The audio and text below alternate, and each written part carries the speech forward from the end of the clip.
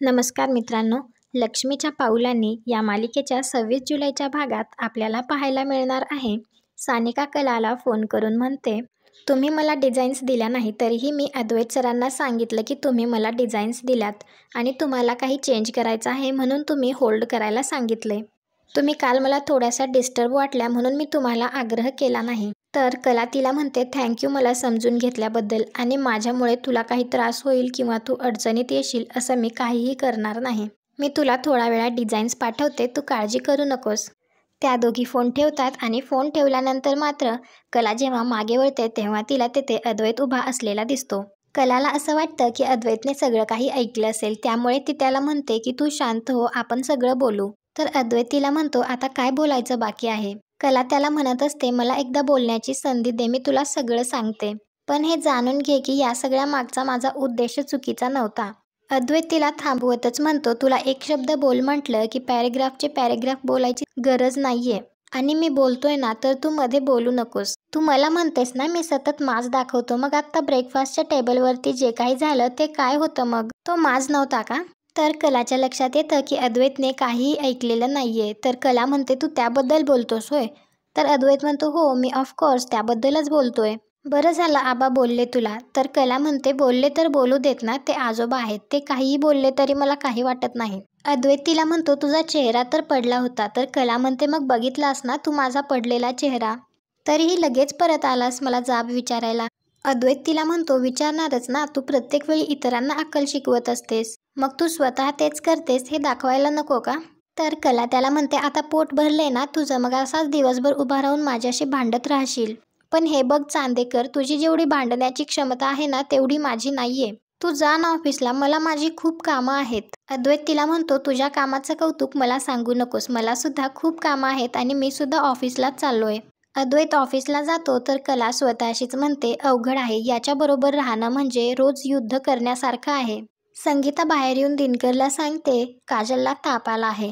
तर दिनकर संगीताला तिच्यासाठी औषधं लिहून घेऊन रॉकेटला आणायला सांग असं सांगतो. तर संगीता त्याला म्हणते, तुम्ही कामावर जाताना काजलच्या हॉटेलमध्ये जावा आणि तिथल्या मालकाला सांगा की आज मुलगी काही येणार नाहीये, तिला ताप आहे. त्यानंतर दिनकर कामावर निघून जातो. कामावर जात असताना दिनकर काजलच्या हॉटेलमध्ये येतो. त्याला मालकाला सांगायचं असतं, परंतु सिक्युरिटी गार्ड त्याला काही आत जाऊ देत नाही आणि तो त्याला म्हणत असतो की इथे कोणालाही फुकट खायला भेटत नाही. दिनकर म्हणत असतो, मला काही फुकट खायचं नाहीये, मला फक्त एकदा मालकाला भेटू देत, परंतु तो सिक्युरिटी गार्ड त्याला काही आत जाऊ देत नसतो. त्यावेळी दिनकर त्याला सांगतो, माझी मुलगी इथे काम करते आणि मला मालकांना भेटायचंय. पण गार्ड काही ऐकत नसतो. तर त्यावेळी मालकच गार्डला सांगून त्याला आतमध्ये पाठवायला सांगतो.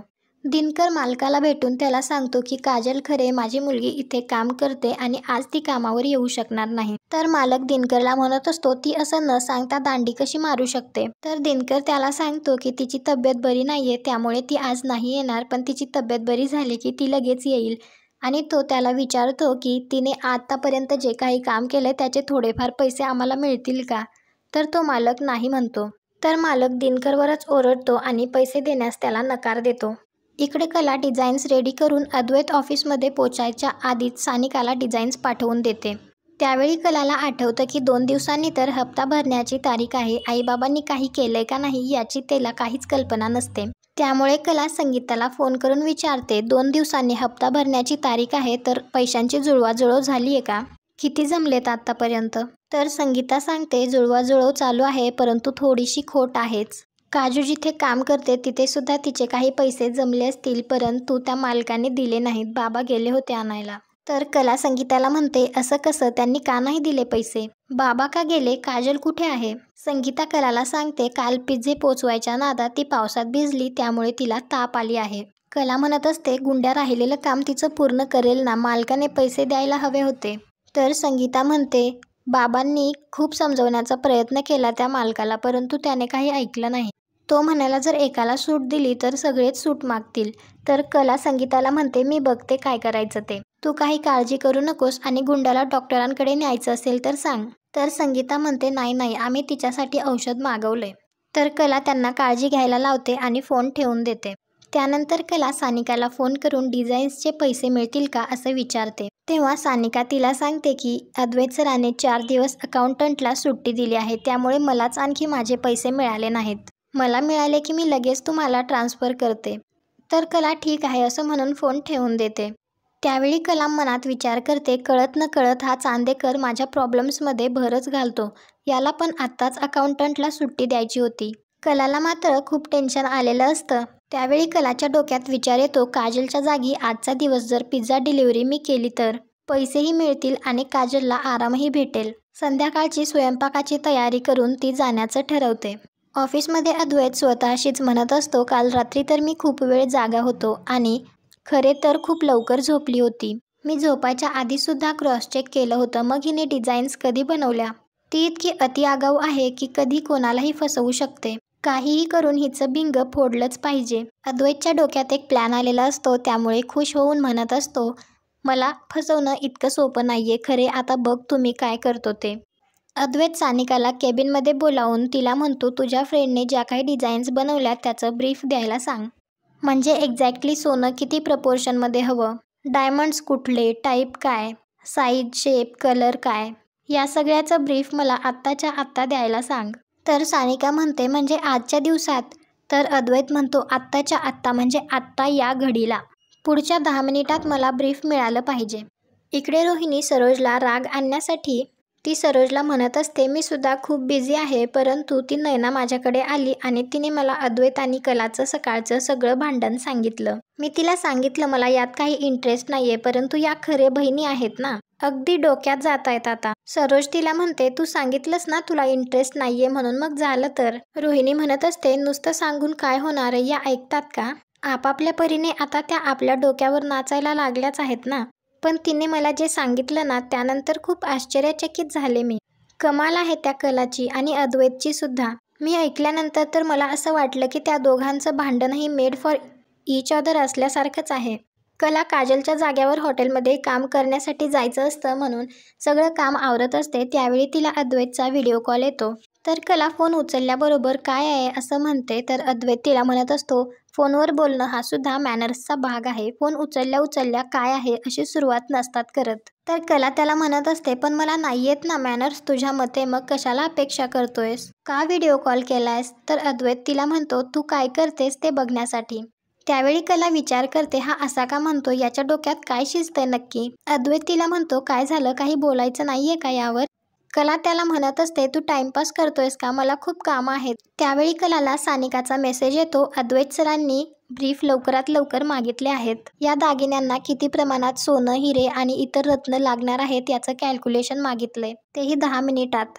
त्यावेळी कलाच्या डोक्यात विचार येतो, याला शंका आली असणार डिझायनरच्या बाबतीत, त्यामुळेच याने मला कॉल केला असणार. मला आज लवकर जायचंय आणि हा मला असा अडवून धरतोय. तर अद्वैत तिला म्हणतो, झालं का मनातल्या मनात बोलून? कला त्याला म्हणत असते, मी जे काही आहे ते तोंडावर बोलते. तर अद्वैत तिला म्हणतो, म्हणूनच तुझं तोंड बघायला व्हिडिओ कॉल केलाय. तर कला मनात विचार करते, याला जर विरोध केला तर हा अति करतो, त्यापेक्षा याचाच डाव याच्यावर उलटवते. तर अद्वैत तिला म्हणतो, आबा ओरडल्यानंतर तू काही स्वतःचं आत्मपरीक्षण वगैरे केलंस की नाही? तर कला त्याला म्हणते, मी आत्मपरीक्षणच करत होते, परंतु तू फोन केलास आणि माझी लिंक तुटली. तर अद्वैत तिला म्हणतो, मगाशी तर म्हणालीस की काम करत होतीस. तर कला म्हणते, हो ना, काम तर करायलाच हवं, कोणी आळशी म्हणो नाही तर काम चुकार. अद्वैत तिला म्हणत असतो, तू मला टोमणा मारतीयस का? तर कला म्हणते, टोमणा नाही, मी आपल्या गप्पा मारतीये तुझ्याशी. बघ मी एकाच वेळी काय काय करतीये, काम करतीये, काम करत करत तुझ्यासोबत गप्पा मारतीये, रूम आवरत आवरत आत्मपरीक्षण सुद्धा करतीये, आणि इकडे मी ज्या बेडची चादर घालतीये ना त्यावर एक जरी सुरकुती असली तरी त्यावर झोपणाऱ्या माणसाच्या त्याच्या चेहऱ्यावर 1000 सुरकुत्या येतात. त्यामुळे मला काम व्यवस्थितच करावं लागतं. तू मार गप्पा. आणि कला तिचा फोन एका ठिकाणी ठेवून अद्वैतला म्हणते, तुला मी सगळीकडे दिसायला लागलीये का काय? अद्वैत तिला म्हणत असतो, उगाच काहीही म्हणू नकोस, तू कामचुकार नाहीयेस हे सिद्ध करण्याची संधी देतोय तुला. कुठल्याही गोष्टीचा एव्हिडन्स लागतो मला. कला काम करत करतच अद्वैतला बोलत असते. ती त्याला म्हणत असते, तुला ऑफिसमध्ये सुद्धा मीच दिसतेय, या जगात मी सोडून तुला इतर कोणीच दिसत नाहीये. म्हणजे खरंच मी किती महत्त्वाची असेल ना तुझ्यासाठी? अद्वैत तिला म्हणतो, तू काय स्वतःला खूप शहाणी समजतेस का? मला काही तुझी सवय वगैरे लागली नाहीये. उगाच मनाला येईल ते बोलू नकोस. तर कला त्याला म्हणते, मगाशी तुझं भांडण अर्धवट राहिलं म्हणून तू कॉल केलायस ना आता? तुला ऑफिसला जाऊन सुद्धा कामाशिवाय दुसरा कुठला विचार सुचत नाहीये. माझाच विचार करतोयस. तू एक काम का नाही करत, या घरात सगळीकडे CCTV लावून घे. म्हणजे असं व्हिडिओ कॉल वगैरे करण्याची गरज नाही ना तुला. तू तिथे ऑफिसमध्ये बसून एक क्लिक केलंस लॅपटॉपवर की ही खरे तुझ्या डोळ्यांसमोर हजर. अद्वैत तिला म्हणतो, काम कर ना तुझं, उगाच बडबड का करतीयेस? तर कला त्याला म्हणत असते, मी कामच करतेय, कॉल तू केलाय. तुझ्याशी बोलून टाइमपास होतोय माझा. आणि फोन हातात घेते आणि त्याला म्हणते चल. तर अद्वैत म्हणतो, कुठे चाललीस? तर कला म्हणते, स्वयंपाकघरात खूप काम आहे, आज स्वयंपाक कसा करायचा हे तुला शिकवते. त्यानंतर अद्वैत सानिकाला केबिनमध्ये बोलावून तिला विचारतो, काय झालं ब्रीफचं? तर सानिका म्हणते ती काम करतीये त्यावर. इकडून कला अद्वैतला विचारते, काय झालं चांदेकर? तर अद्वैत म्हणतो, ते दिसतंय की तू काम करतीयस. आणि अद्वैत मनात विचार करतो, आता बघतोच ही कसं ब्रीफ देते ते. आणि आजचा भाग इथेच संपतो. पुढील भागात आपल्याला पाहायला मिळणार आहे, कला ज्या कॅफेमध्ये काम करायला गेलेली असते तेथेच अद्वैत सुद्धा आलेला असतो आणि अद्वैत कलालाच ऑर्डर देत असतो. त्यावेळी कला तेथून जात असताना अद्वैतच्या लक्षात येतं की ही खरे आहे, पण किचनमध्ये एंट्री नॉट अलाउड असते, त्यामुळे तो तेथे चेक करू शकत नाही. तर तो पटकन घरी येऊन बघतो, तर कला त्याला घरीच दिसते. तर अद्वैत मनात विचार करतो, आता ही खरे काय मला सगळीकडे दिसायला लागली आहे की काय? तुम्हाला हा भाग आवडला असेल तर व्हिडिओला लाईक करा. पुढे काय होईल हे पाहण्यासाठी आपल्या मराठी मालिका या चॅनलला सबस्क्राईब करा. भेटू उद्याच्या भागात.